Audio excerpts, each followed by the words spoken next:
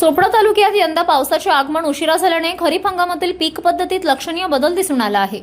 शेतकऱ्यांनी कापूस लागवडीऐवजी मका आणि तूर पिकांना अधिक पसंती दिली असून तालुक्यात आतापर्यंत 89% खरीप पेरणी पूर्ण झाली आहे।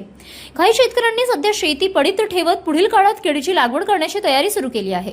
त्यामुळे कापूस लागवडीखालील क्षेत्रात घट झाल्याचे चित्र आहे। जून आणि जुलै महिन्यात अपेक्षित 341 मिलीमीटर पावसाच्या तुलनेत आतापर्यंत 236 मिलीमीटर पावसाची नोंद झाली आहे। मात्र वेळोवेळी झालेल्या पावसामुळे खरीप पिकांची वाढ समाधानकारक असल्याचे कृषी विभागाने सांगितले आहे।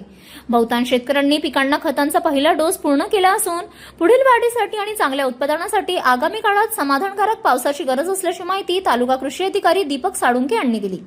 यंदाच्या बदलत्या पीक पद्धतीमुळे तालुक्यातील कृषी क्षेत्रात नव्या नियोजनाचे चित्र पाहायला मिळत आहे। चोपडा तालुक्याचं जे सरासरी खरीपचं क्षेत्र आहे साधारणतः 58,400 हेक्टर, त्यापैकी अद्यापपर्यंत 52,255 हेक्टरवर खरीपाची पेरणी झालेली आहे। एकूण सरासरीचा विचार करता ही पेरणी साधारणतः 89% आहे आणि येत्या काळामध्ये आपल्याकडे केळीचं क्षेत्र थोडी वाढण्याची शक्यता असल्या कारणास्तव आणि ते केळीचं क्षेत्र वाढल्यामुळे खरीपाचं क्षेत्र कुठेतरी आपल्याला कमी झालेलं आढळून येते। एकंदरीत पर्जन्यमानाचा विचार केला तर अद्यापर्यंत जून आणि जुलैमध्ये साधारणतः 341 मिलीमीटर पाऊस आपल्याला अपेक्षित होता। त्याच्या अगेन्स्ट आपल्याला 236 म्हणजे साधारणतः 70% पाऊस आपल्या या 2 महिन्यात आहे।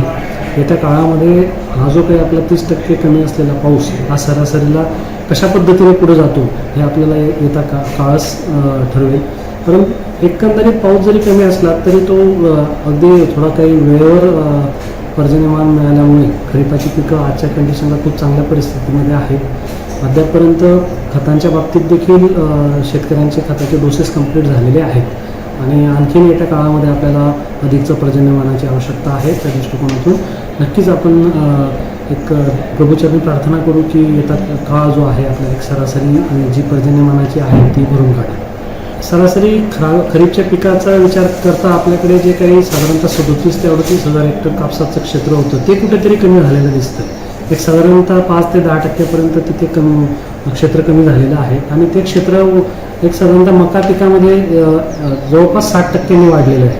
त्यासोबतच तुरीचं क्षेत्र जे सरासरी 600-700 हेक्टरपर्यंत होतं ते साधारणतः 400% वाढलेलं आहे। म्हणजे ते 2,500 ते 3,000 हेक्टरपर्यंत आजपर्यंत नोंद झालेली आहे।